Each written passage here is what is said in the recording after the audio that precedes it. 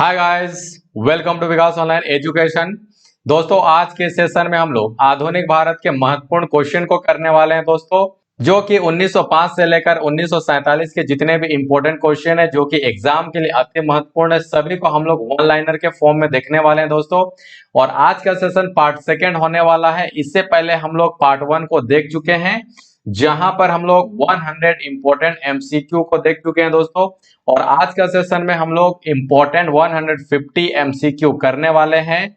और ये सेशन का जितना भी क्वेश्चन को रखा गया है, सभी एनसीईआरटी सार संग्रह का इंपॉर्टेंट चुनिंदा क्वेश्चनों को आपके सामने में रखा जा रहा है दोस्तों, जो कि किसी भी प्रतियोगी परीक्षाओं के लिए महत्वपूर्ण है, चाहे वो एसएससी हो, बैंकिंग हो, रेलवे हो या फिर स्टेट का किसी एग्जाम। तो आइए दोस्तों, आज का सेशन को स्टार्ट करते हैं और चलते हैं आज का सेशन का फर्स्ट क्वेश्चन की ओर। देखिए दोस्तों, आज का सेशन का फर्स्ट क्वेश्चन आपके सामने आ चुका है और क्वेश्चन बहुत ही इंपॉर्टेंट है दोस्तों। यहाँ पे भारत में सहायक संधि का जन्मदाता किसे कहा जाता है दोस्तों।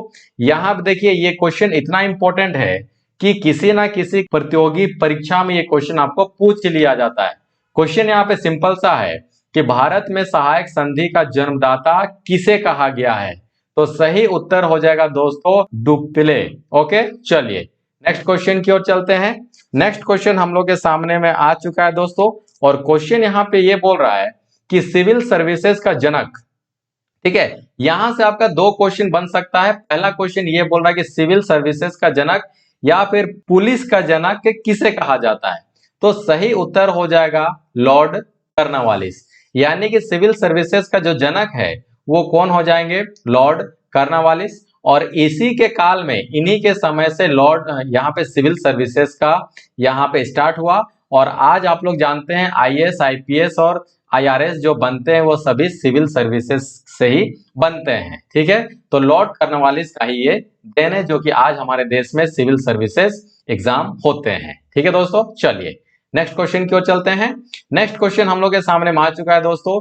क्वेश्चन ये बोल रहा है कि अस्थाई बंदोबस्त का जनक किसे कहा जाता है दोस्तों। देखिए, एक से बढ़कर एक इंपॉर्टेंट क्वेश्चन है दोस्तों आपके सामने में। अस्थाई बंदोबस्त का जनक किसे कहा जाता है, तो इसका सही उत्तर हो जाएगा दोस्तों लॉर्ड कर्नवालिस। यानी कि लॉर्ड कर्नवालिस जो है बहुत ही अच्छे अच्छे कार्य करके गए थे भारत से। देखिए, आप देख सकते हैं दोस्तों कि सिविल सर्विसेज का भी एग्जाम को इन्होंने ही स्टार्ट करवाया था, ठीक है। और अस्थाई बंदोबस्त का भी जनक को लॉर्ड कर्नवालिस को ही कहा जाता है, ठीक है। चलिए नेक्स्ट क्वेश्चन की ओर चलते हैं। सिविल सर्विसेज दिवस कब मनाया जाता है दोस्तों, तो ये हो जाएगा 21 अप्रैल को। यानी कि 21 अप्रैल को सिविल सर्विसेज दिवस मनाया जाता है। सिविल सर्विसेज को भारत का इस्पाती ढांचा किसने कहा था, यहाँ पे सही उत्तर हो जाएगा दोस्तों वल्लभ भाई पटेल। यानी कि वल्लभ भाई पटेल जी ने सिविल सर्विसेज को भारत का इस्पाती ढांचा कहा था, क्योंकि जिस तरीके से इस्पात से किसी भी चीज का ढांचा बनाया जाता है तो वो बहुत स्ट्रांग होता है। उसी तरीके से भारत में भी सिविल सर्विसेज से जो एग्जाम पास करके जो हम लोग ऑफिसर बनेंगे, वही लोग देश के लिए क्या होंगे, इस्पाती ढांचा का काम करेंगे।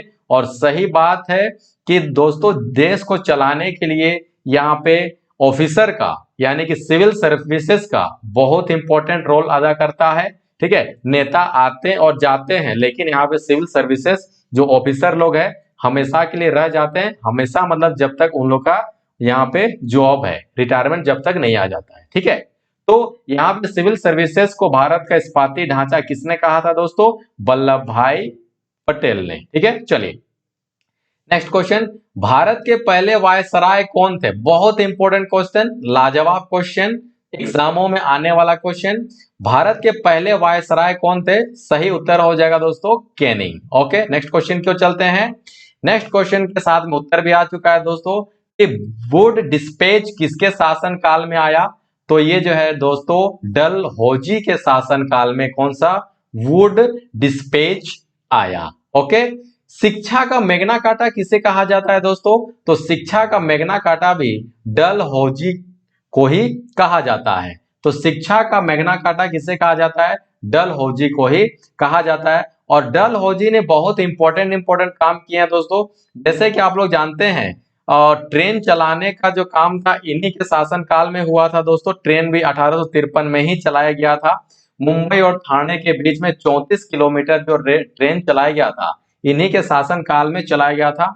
ठीक है, और ये बहुत अच्छे अच्छे कार्य करके गए हैं। ठीक है, चलिए नेक्स्ट क्वेश्चन की ओर चलते हैं। महात्मा गांधी जी की मृत्यु कब हुई थी दोस्तों? तो यहाँ पे होगा 30 जनवरी 1948। तो यहाँ पे नाथूराम गोडसे नाम का एक व्यक्ति था, जिन्होंने महात्मा गांधी जी को यहाँ पे क्या गोली मार दी थी, और उसी वक्त स्पॉट डेट हो गया था महात्मा गांधी जी का, और सही तारीख हो जाएगा 30 जनवरी 1948। किसने मारा था? ठीक है, तो नाम हो जाएगा नाथूराम गोडसे, जो कि सबसे गलत कार्यों में से एक है, जो कि ये काम किया था नाथूराम गोडसे। ठीक है, चलिए नेक्स्ट क्वेश्चन की ओर चलते हैं दोस्तों। गांधी इरविन समझौता कब हुआ था? बहुत इंपॉर्टेंट है।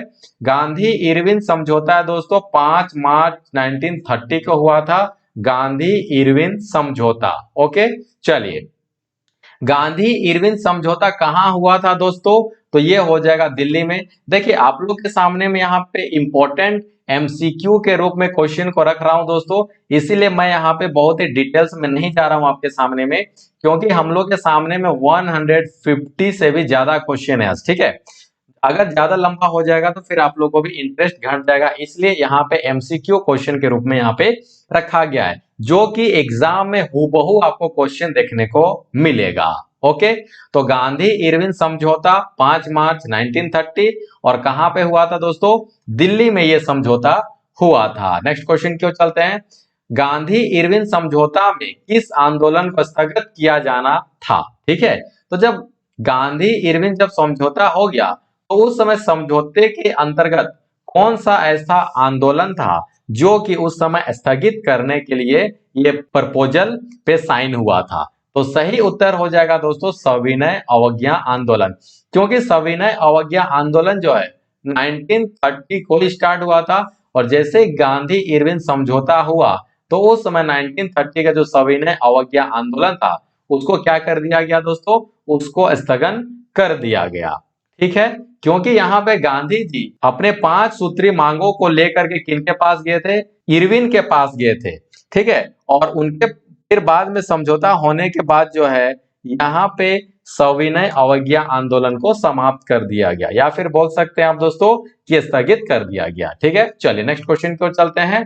देखिए एक से बढ़कर एक क्वेश्चन आपके सामने में दोस्तों कि प्रथम गोलमेज सम्मेलन कब हुआ था?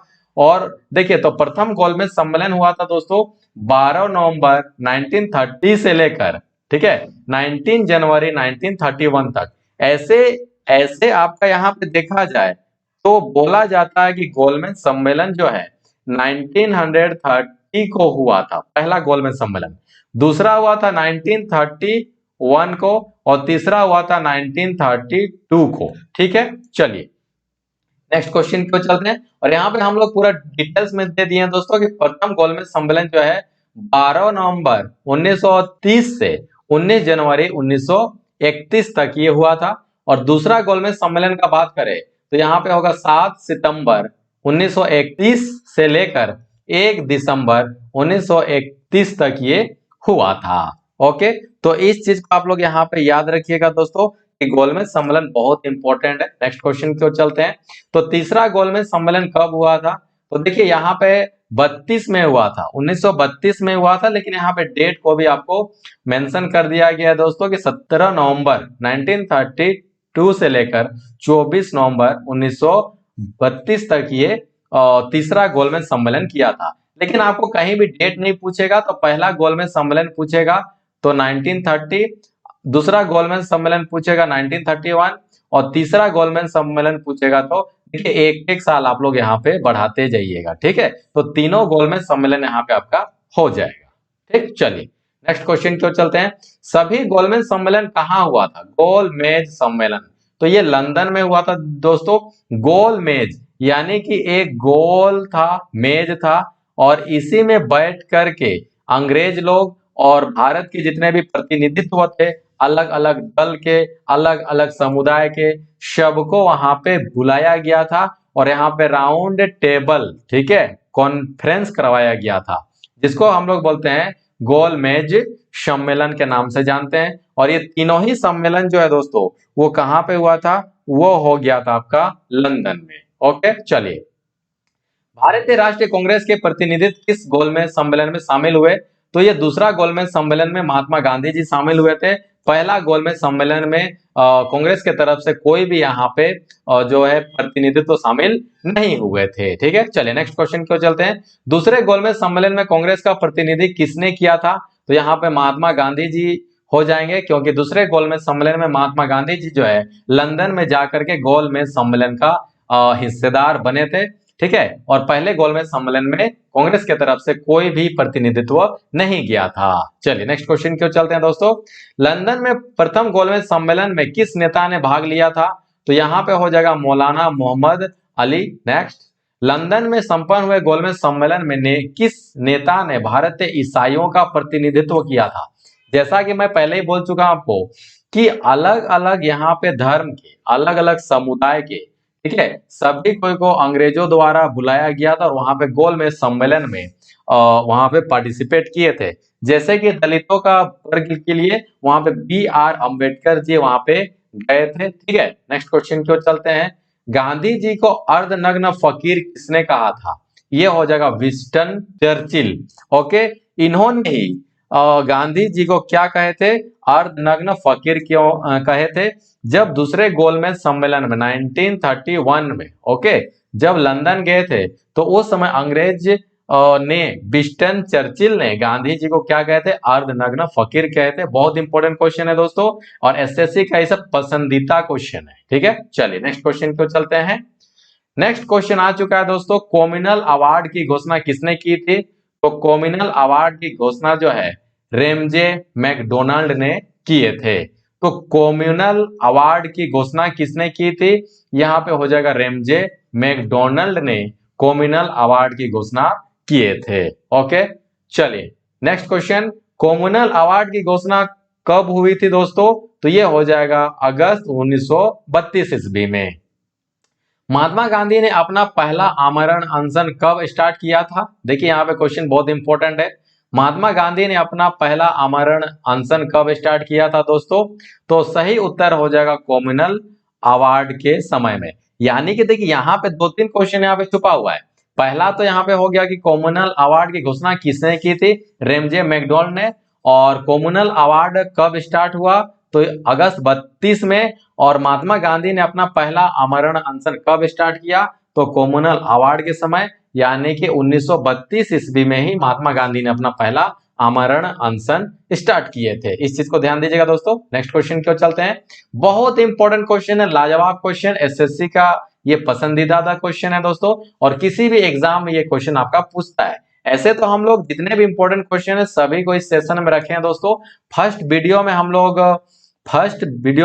1930 तक, ओके, 1930 तक हम लोग पहुंचे थे फर्स्ट वीडियो में, और सेकंड वीडियो में हम लोग इससे आगे आकर के 1947 तक पहुंचने वाले हैं। तो क्वेश्चन क्या बोल रहा है कि पूना एक्ट, या फिर बोल सकते हैं पूना पैक्ट कब हुआ था? 1932 ईस्वी में पूना पैक्ट हुआ था। और ये पूना पैक्ट किसके किसके बीच में हुआ था दोस्तों? तो B.R. अम्बेडकर और महात्मा गांधी जी के बीच में हुआ था। ठीक है, बहुत इंपॉर्टेंट क्वेश्चन है, याद रखिएगा। और ये सब क्वेश्चन अति महत्वपूर्ण है, जो कि एग्जाम के लिए इंपॉर्टेंट है। ठीक है, पूना पैक्ट किस वर्ग से संबंधित था दोस्तों? किसी भी तरीके से क्वेश्चन घुमा के पूछेगा आपको, तो एक भी क्वेश्चन यहाँ पे आउट ऑफ नहीं जाने वाला है। तो ये दलितों के लिए, दलित वर्ग के लिए पहला क्वेश्चन आप लोगों को पूछेगा कि पूना पैक्ट कहाँ हुआ था? तो पूना पैक्ट जो है दोस्तों 1932 में हुआ था। पूना पैक्ट किसके किसके बीच में हुआ था? तो महात्मा गांधी जी और B.R. अम्बेडकर जी के बीच में हुआ था। पूना पैक्ट किस वर्ग से संबंधित था? तो ये हो जाएगा दलित वर्ग से संबंधित था।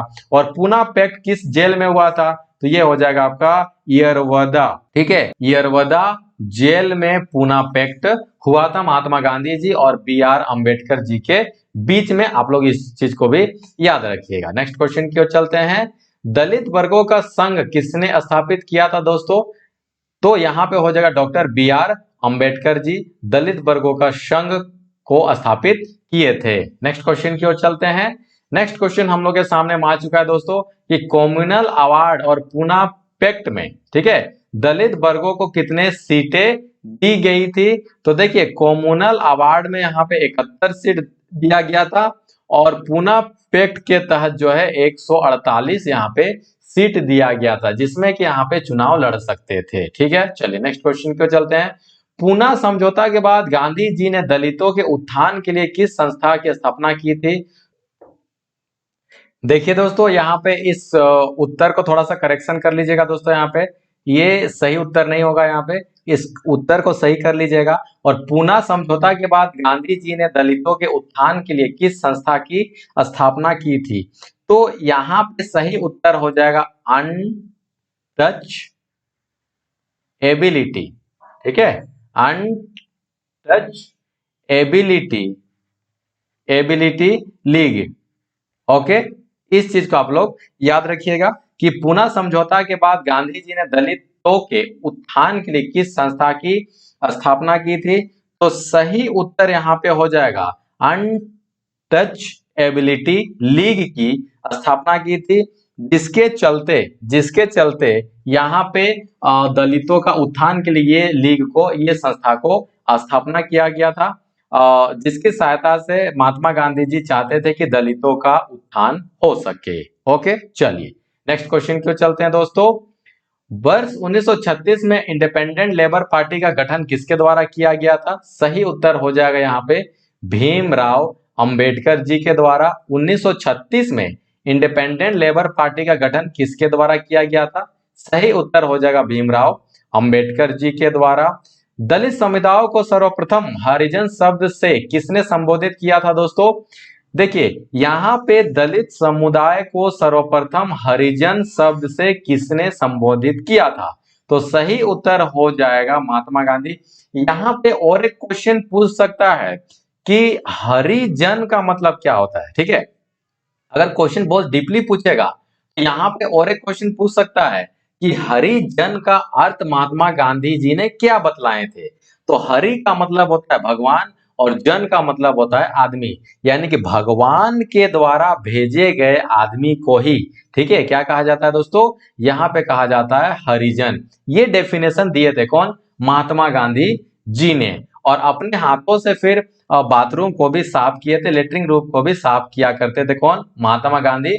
तो ये सब कार्य उन्होंने इसलिए करते थे क्योंकि दलित समुदायों को उत्थान के लिए ये सब कार्य करते थे, क्योंकि कोई भी छोटा बड़ा न रह जाए, इसके चलते ये सब कार्य को करते थे। ठीक है, तो हरिजन शब्द का किसने पहले संबोधित किया था? महात्मा गांधी जी ने। हरि का मतलब हो गया भगवान, जन का मतलब हो गया आदमी, यानी कि हरि के द्वारा, भगवान के द्वारा भेजे गए आदमी को हरिजन कहा जाता है। ठीक है, चलिए नेक्स्ट क्वेश्चन क्यों चलते हैं। किस अधिनियम के द्वारा भारत में प्रांतीय चुनाव करवाने का प्रावधान को किया गया था दोस्तों? तो यहाँ पे सही उत्तर हो जाएगा भारत शासन अधिनियम 1935। तो इसी शासन अधिनियम के तहत ही 1935 अधिनियम शासन के तहत ही जो है यहाँ पे चुनाव करवाने का यहाँ पे किया गया था। ठीक है, चलो नेक्स्ट क्वेश्चन क्यों चलते हैं दोस्तों। भारत शासन अधिनियम 1935 के अंतर्गत भारत में जो चुनाव हुआ था वो किस वर्ष संपन्न हुआ था दोस्तों? तो उत्तर हो जाएगा 1937 को। यहाँ पे क्वेश्चन बोला जा रहा है कि 1935 के अंतर्गत जो भारत में जो चुनाव हुआ था भारत शासन अधिनियम के तहत, भारत शासन अधिनियम 1935 के अंतर्गत भारत में जो चुनाव हुआ था दोस्तों, तो वो किस वर्ष संपन्न हुआ था? तो वो हो जाएगा 1937 में। नेक्स्ट क्वेश्चन क्यों चलते हैं। वर्ष 1937 के चुनाव में कांग्रेस द्वारा बहुमत लाया गया था ना, तो उसकी संख्या कितनी थी? ये क्वेश्चन यहाँ पे पूछ रहा है दोस्तों। तो यहाँ थी संख्या 5, यानी कि 5 प्रांतों में, ठीक है, बहुमत लेकर के आए थे कौन? कांग्रेस। ओके दोस्तों, चलिए नेक्स्ट क्वेश्चन क्यों चलते हैं। नेक्स्ट क्वेश्चन आ चुका है यहाँ पे। 1937 में जो चुनाव हुआ था कांग्रेस ने कुल कितने समय तक यहाँ पे शासन किया था दोस्तों? यहाँ पे कितने समय तक शासन किया था? तो 28 माह तक जो है यहाँ पे कांग्रेस ने शासन किया था। ठीक है, क्योंकि अब अंग्रेज लोग को भी ये लगना शुरू हो गया था कि हम लोग का टक्कर का कोई अब जो है जन्म ले लिया है, और वो कौन था? कांग्रेस पार्टी। ठीक है, क्योंकि उस समय जो कांग्रेस पार्टी एक ऐसा था जो कि यहाँ पे अंग्रेजों को टक्कर दे रहा था। देख रहे हैं यहाँ पे सभी सीट को भी जीत रहे थे और 28 माह तक वहां पे शासन भी किए थे। तो अब ऐसा लग रहा था कि भारत को आजादी मिलने का ज्यादा देर अब नहीं है। ओके, चलिए नेक्स्ट क्वेश्चन की ओर चलते हैं दोस्तों। वर्ष 1938 में भारतीय राष्ट्रीय कांग्रेस के हरिपुरा यानी कि गुजरात अधिवेशन की अध्यक्षता किसने की थी? तो यहाँ पे सही उत्तर हो जाएगा सुभाष चंद्र बोस जी ने 1938 ईस्वी में भारतीय राष्ट्रीय कांग्रेस के हरिपुरा कहाँ है दोस्तों? गुजरात अधिवेशन की अध्यक्षता की थी। ओके, चलिए भारतीय राष्ट्रीय कांग्रेस के किस अधिवेशन में हुए कांग्रेस अध्यक्ष के चुनाव में सुभाष चंद्र बोस ने पट्टाभी सीतारमैया को हरा दिया था? यानी कि भारतीय राष्ट्रीय कांग्रेस के किस अधिवेशन में कांग्रेस का अध्यक्ष का जब चुनाव हुआ कि अध्यक्ष कौन बनेंगे कांग्रेस का, तो उस समय सुभाष चंद्र बोस ने पट्टाभी सीतारमैया को हरा दिए थे। तो सही उत्तर हो जाएगा त्रिपुरी अधिवेशन 1939 को। ठीक है, चलिए लेकिन यहाँ पे जैसे सुभाष चंद्र बोस जीत जाते हैं तो थोड़ा सा उसमें महात्मा गांधी जी नहीं चाहते थे कि सुभाष चंद्र बोस जो है कांग्रेस का अध्यक्ष बने। तो यही कारण है कि महात्मा गांधी जी और सुभाष चंद्र बोस के बीच में थोड़ा सा यहाँ पे मन मुटाव हो गया, जिसके कारण सुभाष चंद्र बोस ने क्या अध्यक्ष पद से त्याग दे देते हैं और उसके बाद जो है कांग्रेस का अध्यक्ष बन जाते हैं डॉक्टर राजेंद्र प्रसाद जी। ठीक है, चलिए नेक्स्ट क्वेश्चन की ओर चलते हैं। सुभाष चंद्र बोस फॉरवर्ड ब्लॉक की स्थापना कब किए थे? तो सही उत्तर हो जाएगा 1939 को इस चीज का इन्होंने स्थापना किया था, जो कि बहुत ही इंपॉर्टेंट है। वर्ष 1934 में पटना में अखिल भारतीय कांग्रेस समाजवादी पार्टी का संयोजन कौन था? तो ये होगा जयप्रकाश नारायण। नेक्स्ट क्वेश्चन की ओर चलते हैं। लोकनायक के नाम से कौन फेमस थे दोस्तों? तो वो भी सही उत्तर हो जाएगा नारायण जी। चलिए नेक्स्ट क्वेश्चन की ओर चलते हैं हम लोग। कांग्रेस सोशलिस्ट पार्टी का पहली बैठक कहां पे हुआ था दोस्तों? तो ये हो जाएगा पटना में। और अगर बोलेगा कि कब हुआ था तो 1934 को ये हुआ था। नेक्स्ट क्वेश्चन की ओर चलते हैं। बिहार सोशलिस्ट पार्टी का संस्थापक कौन था दोस्तों? तो ये हो जाएंगे जयप्रकाश नारायण। और इन्होंने बहुत ही अच्छे अच्छे कार्य किए थे दोस्तों भारतीय आंदोलन में। ठीक है, और स्वतंत्रता आंदोलन में भी इनका एक अहम योगदान था। ठीक है, चलिए नेक्स्ट क्वेश्चन की ओर चलते हैं। फॉरवर्ड ब्लॉक का स्थापना कहाँ हुआ? उन्नाव में हुआ था दोस्तों। और उन्नाव कहाँ पे है? ये हो जाएगा आपका यूपी में। ठीक है, चलिए नेक्स्ट क्वेश्चन की ओर चलते हैं। दूसरा विश्व युद्ध कब स्टार्ट हो गया दोस्तों? तो ये हो जाएगा 1939। और ये कब तक चला था? 1944 तक चला था दोस्तों।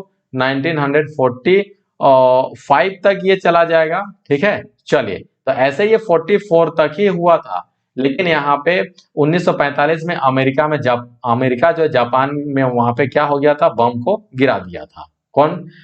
फैटमैन और लिटिल बॉय। चलिए नागासाकी और हिरोशिमा में 6 अगस्त और 9 अगस्त को। ठीक है, तो दूसरा विश्व युद्ध कब स्टार्ट हुआ था? 1939 को। चलिए दूसरा विश्व युद्ध के समय भारत का वायसराय कौन था? बहुत इंपॉर्टेंट क्वेश्चन है दोस्तों। तो ये हो जाएगा लॉर्ड लिनलिथगो। यानी कि लॉर्ड लिनलिथगो जो है दूसरे विश्व युद्ध के समय भारत का वायसराय था। ठीक है, चलिए नेक्स्ट क्वेश्चन की ओर चलते हैं दोस्तों। मुस्लिम लीग द्वारा मुक्ति दिवस कब मनाया गया? सही उत्तर हो जाएगा 22 दिसंबर 1939 को। नेक्स्ट क्वेश्चन की ओर चलते हैं। नेक्स्ट क्वेश्चन हम लोग के सामने आ चुका है दोस्तों। दूसरे विश्व युद्ध के समय ब्रिटिश प्रधानमंत्री कौन था? तो सही उत्तर हो जाएगा विंस्टन चर्चिल। नेक्स्ट की ओर चलते हैं। वर्ष 1930 में मुस्लिम लीग के इलाहाबाद अधिवेशन में सर्वप्रथम किसके द्वारा एकल मुस्लिम राष्ट्र की मांग की गई थी? उस सही उत्तर हो जाएगा मोहम्मद इकबाल। यानी मोहम्मद इकबाल के द्वारा 1930 को मुस्लिम लीग की इलाहाबाद अधिवेशन में कहा गया था कि हम लोग को मुस्लिम राष्ट्र चाहिए। तो देखिए यही सब कुछ कारण है दोस्तों कि भारत जो है हिंदू राष्ट्र और मुस्लिम राष्ट्र में ये बंट गया। भारत ऐसे पूर्ण रूप से आप हिंदू राष्ट्र बोल सकते हैं, लेकिन उसमें यह कहा गया था कि ऐसा कोई जरूरी नहीं है कि सभी मुसलमान जो है पाकिस्तान चले जाए, कि जिनको रहने का इच्छा है भारत में वो रह सकते हैं और जिनको रहने का इच्छा है आपका कहाँ, पाकिस्तान में वे लोग अपने स्वेच्छा से जा सकते हैं। तो यही सब कुछ कारण था जिसके कारण से यहाँ जो है भारत डिवाइड हो गया। चलिए नेक्स्ट क्वेश्चन की ओर चलते हैं। पाकिस्तान शब्द का प्रयोग सर्वप्रथम कौन और कब किया था? तो चौधरी रहमत अली 1933 में लंदन में ये किया गया था। पाकिस्तान शब्द का प्रयोग सर्वप्रथम कौन किया था दोस्तों? चौधरी रहमत अली। कब किए थे? 1933 में। कहाँ किए थे? लंदन में। ओके चलिए नेक्स्ट क्वेश्चन पे चलते हैं। मुस्लिम लीग के किस अधिवेशन में पाकिस्तान की मांग को प्रस्ताव को स्वीकार किया गया था दोस्तों? तो लाहौर अधिवेशन 1940 ईस्वी को मुस्लिम लीग के अधिवेशन में पाकिस्तान का मांग का जो स्वीकारा गया था। ठीक है चलिए नेक्स्ट क्वेश्चन पे चलते हैं। पाकिस्तान दिवस मुस्लिम लीग द्वारा कब मनाया गया? तो सही उत्तर हो जाएगा 23 मार्च 1943 को, यानी कि पाकिस्तान दिवस जो है मुस्लिम लीग के द्वारा 23 मार्च 1943 को मनाया गया था। ठीक है चलिए नेक्स्ट क्वेश्चन को चलते हैं दोस्तों। ब्रिटेन द्वारा अगस्त प्रस्ताव कब लाया गया दोस्तों? तो सही उत्तर हो जाएगा यहाँ पे कब? 8 अगस्त 1940 ईस्वी को है अगस्त प्रस्ताव जो है वो लाया गया था इंग्लैंड के द्वारा। ठीक है नेक्स्ट चलते हैं। व्यक्तिगत सत्याग्रह का आरंभ कब हुआ था दोस्तों? तो 17 अक्टूबर 1940 को जो है व्यक्तिगत सत्याग्रह का आरंभ हो गया था। व्यक्तिगत सत्याग्रह का स्टार्ट करने का मूल उद्देश्य क्या था दोस्तों? आखिर कुछ तो मूल उद्देश्य होगा ना। तो इसका मूल उद्देश्य यही था कि जो 8 अगस्त 1940 को जो है अगस्त प्रस्ताव जो लाया गया था, ठीक है, और भारत को दूसरे विश्व युद्ध में शामिल किए जाने का विरोध था। यानी कि जो भारत को बिना पूछे, भारत से बिना पूछे ही उस समय जो है भारत को दूसरे विश्व युद्ध में शामिल किया गया था, जिसका विरोध कर रहे थे। इसी कारण से व्यक्तिगत सत्याग्रह लाया गया था। ठीक है चलिए नेक्स्ट क्वेश्चन की ओर चलते हैं। व्यक्तिगत सत्याग्रह आंदोलन का प्रेरणायक कौन थे? तो सही उत्तर हो जाएगा यहाँ पे महात्मा गांधी जी। और महात्मा गांधी जो है जहां पर भी सत्याग्रह का बात आएगा वहां पे आप महात्मा गांधी जी का नाम को ले सकते हैं और सही उत्तर कर सकते हैं। ओके चलिए नेक्स्ट क्वेश्चन की ओर चलते हैं दोस्तों। महात्मा गांधी द्वारा व्यक्तिगत सत्याग्रह आंदोलन के लिए प्रथम सत्याग्रही कौन थे? तो सही उत्तर हो जाएगा विनोबा भावे। यानी कि महात्मा गांधी जी के द्वारा जो प्रथम व्यक्ति थे, कौन? प्रथम सत्याग्रही। ठीक है तो वे कौन थे? विनोबा भावे। ठीक है चलिए अब किसने कहा नेहरू एक राष्ट्रभक्त है जबकि जिन्ना एक राजनीतिक है? किसने कहा था दोस्तों कि नेहरू एक राष्ट्रभक्त है जबकि जिन्ना एक राजनीतिक है? तो सही उत्तर हो जाएगा मोहम्मद इकबाल ने। नेक्स्ट क्वेश्चन की ओर चलते हैं। ब्रिटिश द्वारा क्रिप्स मिशन की घोषणा कब की गई थी? तो ये उत्तर हो जाएगा दोस्तों, सही उत्तर हो जाएगा मार्च 1942 ईस्वी में जो है यहाँ पे ब्रिटिश द्वारा क्रिप्स मिशन की घोषणा की गई थी। ठीक है भारत छोड़ो आंदोलन कब प्रस्ताव को कब लाया गया दोस्तों? तो सही उत्तर हो जाएगा 14 जुलाई 1942 में। कहां पे? वर्धा में। देखिए दो तरीके से यहाँ पे क्वेश्चन को पूछा जा सकता है कि भारत छोड़ो आंदोलन कब आया? तो ये हो जाएगा 1942। भारत छोड़ो आंदोलन कहां से पारित हुआ? तो ये हो जाएगा वर्धा। ठीक है इस चीज को याद रखिएगा। नेक्स्ट चलते हैं। भारत छोड़ो आंदोलन कब से स्टार्ट हुआ? तो 9 अगस्त 1942 ईस्वी से ये जो है स्टार्ट हो गया था। ठीक है चलिए नेक्स्ट क्वेश्चन की ओर चलते हैं। गांधी जी करो या मरो का नारा कब दिए? तो ये भारत छोड़ो आंदोलन के समय दिए थे, क्योंकि 1942 ईस्वी में भारत छोड़ो आंदोलन स्टार्ट हो गया था और उसी समय क्रिप्स मिशन को भी वहां पे स्टार्ट किया गया था अंग्रेजों के द्वारा। तो इन्हीं के चलते, और दूसरी बात ये था कि भारत को बिना पूछे ही भारत को दूसरे विश्व युद्ध में शामिल किया गया था, तो जिसके कारण से यहाँ पे भारत के लोगों को भी बहुत ज्यादा दिक्कत होने लगी थी और ये जो है वहां पे भारत छोड़ो आंदोलन स्टार्ट किया गया। ठीक है चलिए नेक्स्ट क्वेश्चन पे चलते हैं। नारा करो या मरो का वास्तविक जनक कौन थे? तो यहाँ पे हो जाएंगे यूसुफ मेहर अली। नेक्स्ट क्वेश्चन पे चलते हैं दोस्तों। भारत छोड़ो आंदोलन प्रस्तावित किया गया तब कांग्रेस का अध्यक्ष कौन थे? तो यहाँ पे हो जाएंगे मौलाना अब्दुल कलाम आजाद। यानी कि जब भारत छोड़ो आंदोलन जब यहाँ पे स्टार्ट हो गया तो उस समय कांग्रेस के अध्यक्ष थे, उनका नाम है मौलाना अब्दुल कलाम आजाद। ओके चलिए नेक्स्ट क्वेश्चन को चलते हैं दोस्तों। भारत छोड़ो आंदोलन के समय इंग्लैंड के प्रधानमंत्री कौन थे? तो सही उत्तर हो जाएगा विंस्टन चर्चिल। बहुत इंपॉर्टेंट क्वेश्चन है ये सब दोस्तों। नेक्स्ट क्वेश्चन की ओर चलते हैं। भारत छोड़ो आंदोलन के समय महात्मा गांधी का साथ देने वाला अमेरिकी पत्रकार कौन था? तो उत्तर हो जाएगा लुइस फिशर। यानी कि भारत छोड़ो आंदोलन के समय में महात्मा गांधी जी का जो साथ दे रहे थे अमेरिकी पत्रकार, उनका नाम था लुइस फिशर। ओके, चलिए नेक्स्ट क्वेश्चन की ओर चलते हैं। ऑपरेशन जीरो आवर किससे संबंधित है दोस्तों?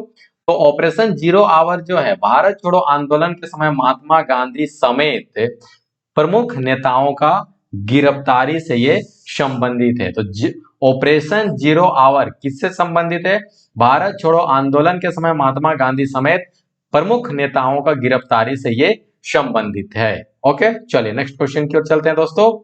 भारत छोड़ो आंदोलन के समय महात्मा गांधी जी के गिरफ्तार करके कहां रखा गया था? तो आगा खां पैलेस, ये कहां पे है? तो ये हो जाएगा आपका पूना में है। ठीक है, इस चीज को भी आप लोग यहाँ पे रखिएगा। चलिए नेक्स्ट क्वेश्चन की ओर चलते हैं। नेक्स्ट क्वेश्चन आ चुका है हम लोग के सामने में दोस्तों। डॉक्टर राजेंद्र प्रसाद को 9 अगस्त 1942 को गिरफ्तार करके कहां रखा गया था? तो सही उत्तर हो जाएगा बांकीपुर जेल में। भारत छोड़ो आंदोलन के समय जेल से फरार होकर किसने भूमिगत गतिविधियों को संगठित किया था?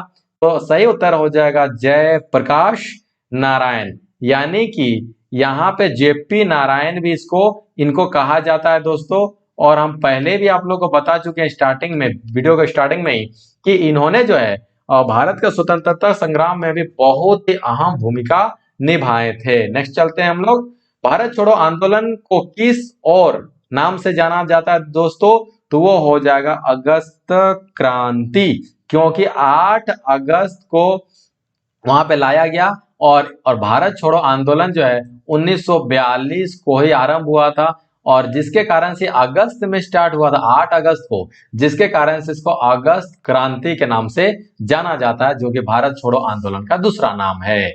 नेक्स्ट क्वेश्चन की ओर चलते हैं। आजाद हिंद फौज का गठन कब किया गया था? 1942 ईस्वी में किया गया था। जुलाई 1943 में रास बिहारी बोस ने, ठीक है, यहाँ पे क्या होगा, जुलाई 1943 में रास बिहारी बोस ने आजाद हिंद फौज की कमान किसे सौंपी? तो सही उत्तर हो जाएगा सुभाष चंद्र बोस को। ठीक है, नेक्स्ट क्वेश्चन की ओर चलते हैं दोस्तों। सुभाष चंद्र बोस ने स्वतंत्र भारत के अस्थायी सेना का गठन कहां किया? तो ये सिंगापुर में हो गया, क्योंकि ये भाग के गए थे जापान और फिर वहां पे सिंगापुर चले गए और उसके बाद जो है वहां पे देखा कि अस्थायी सेना का गठन किया था। ठीक है, और वहां पे देखिए क्या कि सेना का जो गठन करने से फायदा है, क्योंकि यहाँ पे सभी देशों ने अपने अपने सेना को गठन करके रखा हुआ है। इसीलिए सुभाष चंद्र बोस ने भी स्वतंत्र भारत की अस्थायी सेना का गठन कर दिए थे और कहां से किए थे? वो सिंगापुर से किए थे। नेक्स्ट क्वेश्चन की ओर चलते हैं। किस देश के द्वारा नेताजी को अंडमान और निकोबार द्वीप में सौंपा था? देखिए ध्यान से समझिए, इस क्वेश्चन को फिर से रीड कर रहा हूं दोस्तों। क्वेश्चन ये पूछ रहा है कि किस देश के द्वारा नेताजी को अंडमान और निकोबार द्वीप सौंपा गया? कि लीजिए नेताजी आपको अब हम लोग जो है अंडमान और निकोबार सौंप के जा रहे हैं, तो कौन सा देश सौंपा? जापान देश जो है अंडमान और निकोबार जो है और सुभाष चंद्र बोस जी को सौंपे थे। ठीक है, चलिए नेक्स्ट क्वेश्चन की ओर चलते हैं। सुभाष चंद्र बोस द्वारा अंडमान निकोबार को क्या नाम दिया? तो यहाँ पे होगा, देखिए अंडमान को नाम दिए थे शहीद द्वीप और निकोबार को दिए थे स्वराज द्वीप। ठीक है, इस चीज को आप लोग याद रखिएगा। चलिए नेक्स्ट क्वेश्चन आ चुका है दोस्तों। दिल्ली चलो जय हिंद तुम मुझे खून दो मैं तुम्हें आजादी दूंगा का नारा किसने दिया था? तो देखिए यहाँ पे हो जाएगा नेताजी सुभाष चंद्र बोस के द्वारा दिल्ली चलो जय हिंद तथा तुम मुझे खून दो मैं तुम्हें आजादी दूंगा का नारा दिया था। देखिए मैं आप लोग के लिए एक स्पेशल वीडियो लेके आऊंगा दोस्तों, जो कि सिर्फ और सिर्फ क्या करेगा, नारा का ही रहेगा ये, यानी कि किसने कौन सा नारा दिया, सभी से रिलेटेड एक मैं वीडियो आप लोग को लाऊंगा। ठीक है, चलिए नेक्स्ट क्वेश्चन को चलते हैं। नेताजी को देश नायक की उपाधि किसके द्वारा दी गई थी दोस्तों? तो ये हो जाएगा रविंद्रनाथ टैगोर जी के द्वारा नेताजी को देश नायक की उपाधि दी गई थी। नेक्स्ट क्वेश्चन को चलते हैं। नेताजी को देशभक्तों का देशभक्त की उपाधि किसके द्वारा दी गई थी? महात्मा गांधी जी के द्वारा दिया गया था। नेक्स्ट चलते हैं। वर्ष 1944 में CR फॉर्मूला किसके द्वारा लाया गया दोस्तों? तो यहाँ पे हो जाएगा C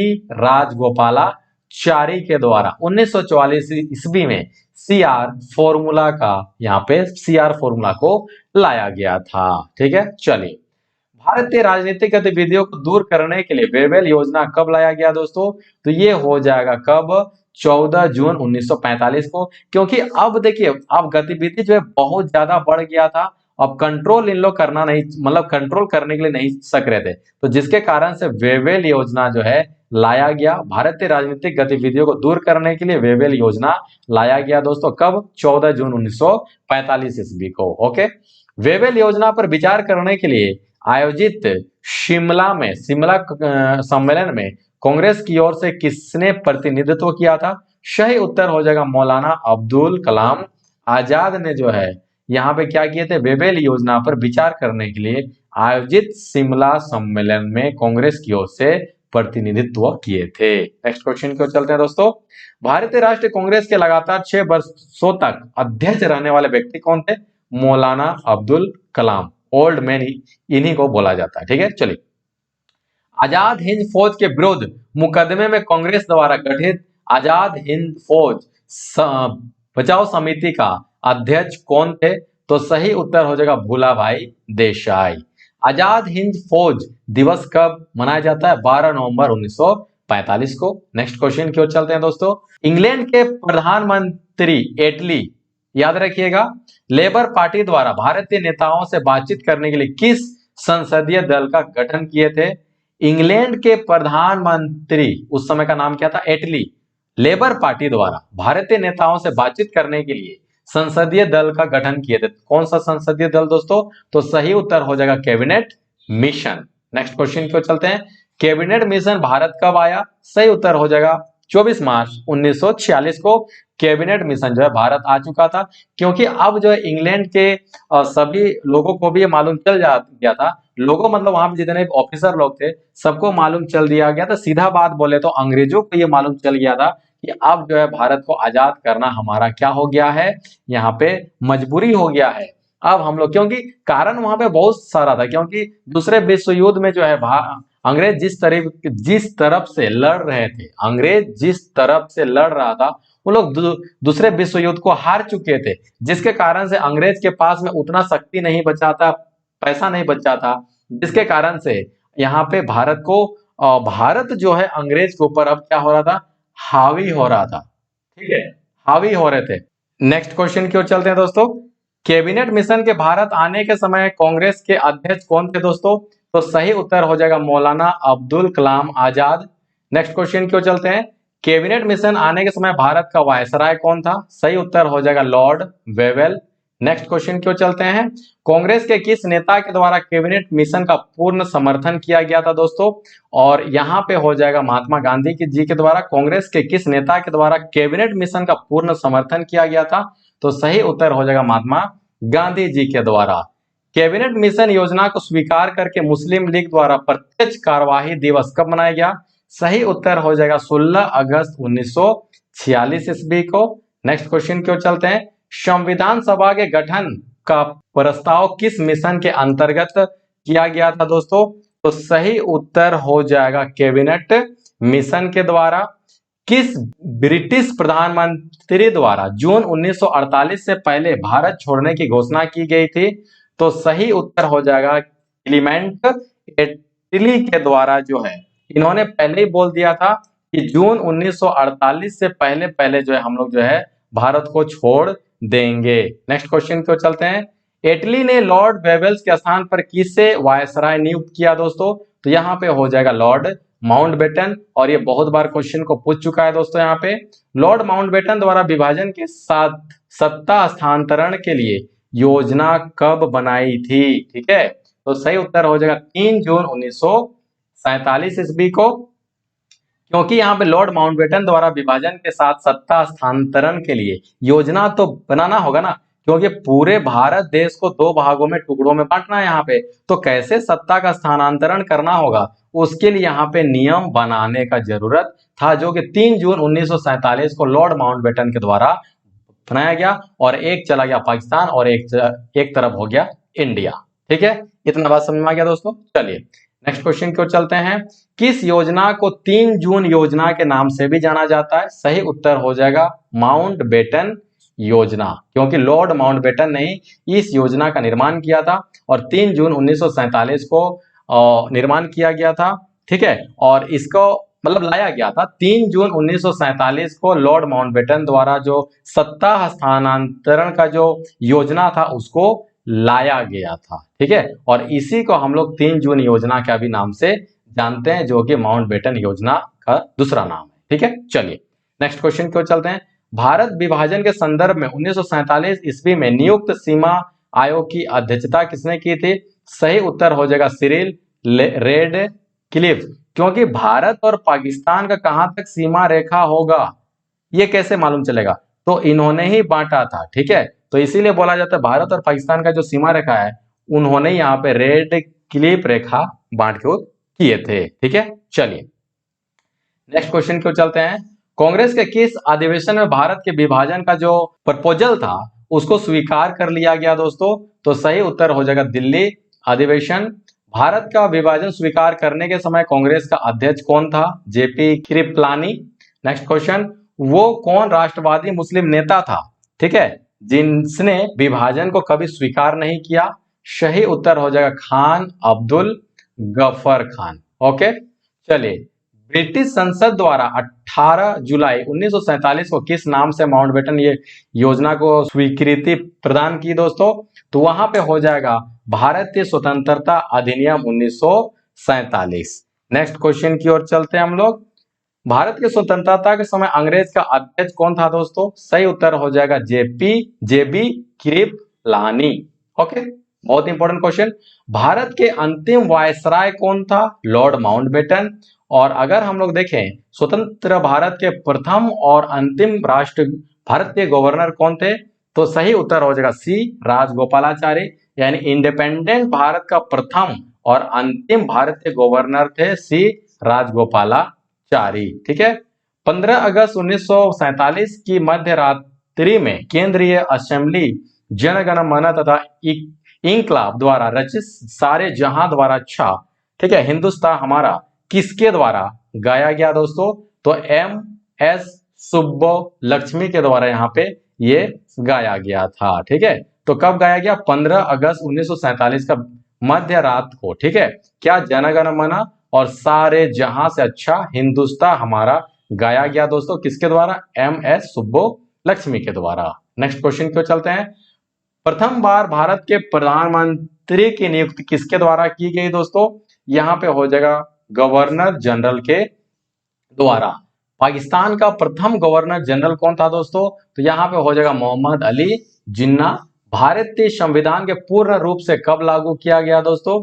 तो वो हो जाएगा 26 जनवरी 1950 ईस्वी को भारतीय संविधान को पूर्ण रूप से लागू कर दिया गया। और भारत की स्वतंत्रता के बाद लोकसभा का प्रथम अध्यक्ष किसे बनाया गया दोस्तों? तो वो हो जाएगा जीवी मावलंकर। बहुत इंपॉर्टेंट क्वेश्चन है। चलिए अब हम लोग देखते हैं कुछ इंपॉर्टेंट बिंदु पर डिस्कशन कर लेते हैं। यहाँ पे क्या बोल रहा है कि दूसरा गोलमेज सम्मेलन में भाग लेने के लिए महात्मा गांधी बंबई से कहाँ गए? लंदन। ठीक है, एस राजपुताना नामक जलयान से गए थे और वे लंदन में किंग्सले हॉल में ठहरे थे। बहुत इंपॉर्टेंट क्वेश्चन है कि दूसरा गोलमेज सम्मेलन के समय महात्मा गांधी जी बंबई से कहाँ गए? लंदन गए। एस राजपुताना नामक जलयान से गए और वे लंदन में कहां पे ठहरे थे? किंग्सले हॉल में ठहरे थे। नेक्स्ट चलते हम लोग। दूसरे गोलमेज सम्मेलन के समय विंस्टन चर्चिल ने गांधी जी को अर्धनग्न फकीर कहा था। पहला गोलमेज सम्मेलन 12 नवंबर 1930 से लेकर 19 जनवरी 1931 तक हुआ था।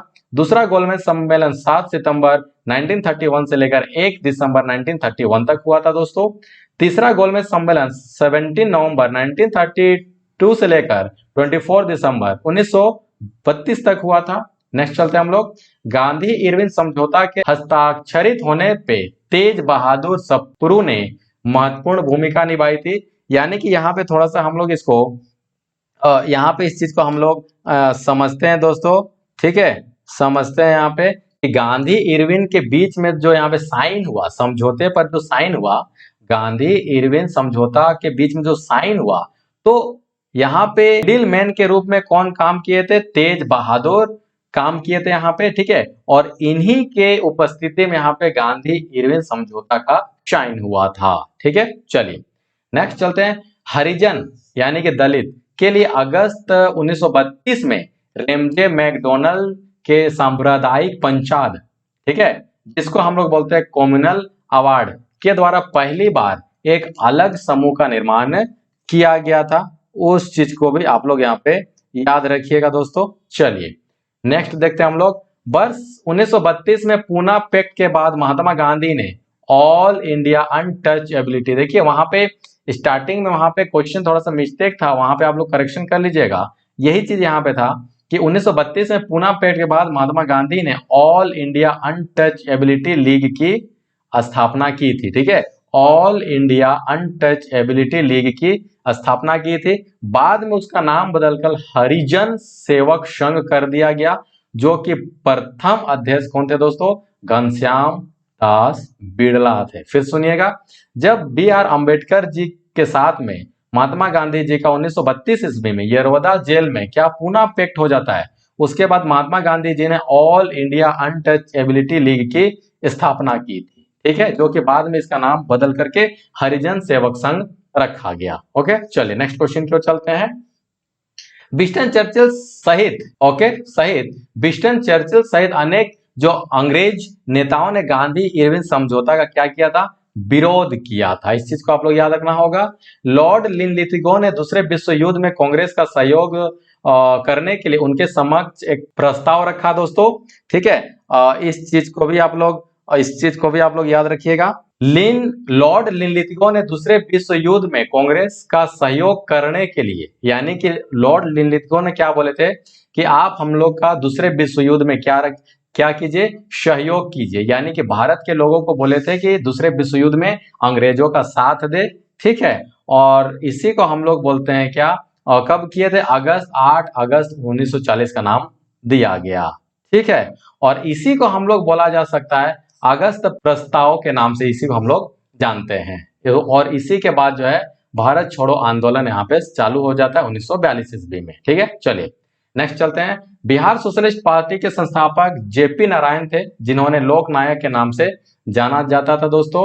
मार्च 1940 में मुस्लिम लीग के लाहौर अधिवेशन में अपने अध्यक्षीय भाषण में समय मोहम्मद अली जिन्ना द्वारा एक अलग मुस्लिम राष्ट्र के रूप में पाकिस्तान की मांग की गई थी। इस चीज को भी आप लोग याद रखिएगा दोस्तों। यहाँ पे सर्वोदय शब्द का प्रयोग सर्वप्रथम महात्मा गांधी द्वारा किया गया था, लेकिन सर्वोदय समाज का स्थापना जो है विनोबा भावे द्वारा की गई थी। यानी कि स्थापना किया गया था विनोबा भावे द्वारा, लेकिन सर्वोदय शब्द का प्रयोग सर्वप्रथम महात्मा गांधी जी के द्वारा किया गया था। नेक्स्ट क्वेश्चन की ओर चलते हैं। महात्मा गांधी ने क्रिप्स मिशन को उत्तर तिथीय चेक यानी पोस्ट डेटेड चेक का दर्जा दिया था दोस्तों, ठीक है। 26 जनवरी 1950 को भारत का संविधान लागू हुआ और इसी के साथ भारत का गणतंत्र राष्ट्र बन गया, ठीक है। चलिए, तो कैबिनेट मिशन की अध्यक्षता अंग्रेज में भारत मंत्री पैट्रिक लॉरेंस द्वारा की गई दोस्तों, तथा इसके शामिल 2 अन्य सदस्य थे, कौन? स्टेपफोर्ड और एवी अलेक्जेंडर, ठीक है। तो इस चीज को याद रखिएगा आप लोग। अशफाक उल्लाह खान पहले मुस्लिम ऐसे क्रांतिकारी थे जिन्हें स्वतंत्रता संघर्ष के समय फांसी दी गई थी। इस चीज को याद रखिएगा। अशफाक उल्लाह खान पहले मुस्लिम थे जिन्होंने स्वतंत्रता संघर्ष के समय फांसी दी गई थी। ओके चलिए, माउंटबेटन ने भारत की आजादी के लिए डिक्की बर्ड प्लान तैयार किया था, जिसे नेहरू ने यह कहते हुए अस्वीकार कर दिया कि ये योजना भारत के वल्लीकरण को क्या करती है? निमंत्रण करेगी। इसलिए इस योजना को बाल्कन प्लान के भी नाम से जाना जाता है। ओके चलिए, 15 अगस्त 1947 से भारत को भारत और पाकिस्तान नामक 2 भागों में बांट दिया जाएगा दोस्तों, और प्रत्येक अधिराज्य में एक गवर्नर जनरल होगा जिसकी नियुक्ति इंग्लैंड में के सम्राट करेंगे। ये सभी नियम बना करके गए थे कि 15 अगस्त 1947 को भारत को 2 राज्यों में बांट दिया जाएगा, 2 भागों में, भारत और पाकिस्तान। और जो भी यहाँ पे जो नियम बनेगा वो कहाँ? इंग्लैंड के सम्राट ही उसका नियम को बनाएंगे। यानी कि जो भी गवर्नर जनरल बनेंगे देखिए अलग तो कर दिया गया लेकिन अभी भी बागडोर इंग्लैंड के पास ही था। ठीक है, चलिए नेक्स्ट चलते हैं। नए संविधान का निर्माण होने तक दोनों राज्य का जो यहाँ पे प्रशासन था, भारत शासन अधिनियम 1935 के अनुसार चलाया जाएगा। ये बोलना था किसके द्वारा? अंग्रेजों के द्वारा। ओके दोस्तों, भारतीय राजवाड़ों को स्वतंत्र रहने का विकल्प नहीं दिया जा सकता। उन्हें या तो भारत में रहना होगा या तो पाकिस्तान में रहना होगा। ये बोलना था किसके द्वारा? अंग्रेजों के द्वारा। ओके, गांधी जी का जो गोली मारकर हत्या किया गया था नाथूराम गोडसे के द्वारा, जो कि बहुत ही एक जघन अपराध था। जैसे ही गांधी जी का डेथ हो जाता है तो उनके डेथ पर जवाहरलाल नेहरू जी बोलते हैं कि हमारे जीवन से प्रकाश गायब हो गया। ठीक है, और बात भी सही है। तो आज का सेशन कैसा लगा दोस्तों, कमेंट बॉक्स में जरूर लिखिए। और आप हमारा टेलीग्राम ग्रुप को भी फॉलो कर सकते हैं जिसका नाम है विकास ऑनलाइन एजुकेशन। आज का सेशन कैसा लगा कमेंट बॉक्स में जरूर लिखिए। आज का सेशन अच्छा लगा होगा एक लाइक जरूर कर दीजिए, दोस्तों तक ज्यादा से ज्यादा शेयर कर दीजिए, और चैनल में नए आए हैं तो सब्सक्राइब कर लीजिए। ठीक है दोस्तों, चलिए मिलते हैं नेक्स्ट वीडियो में। जय हिंद, जय भारत, तब तक के लिए नमस्कार।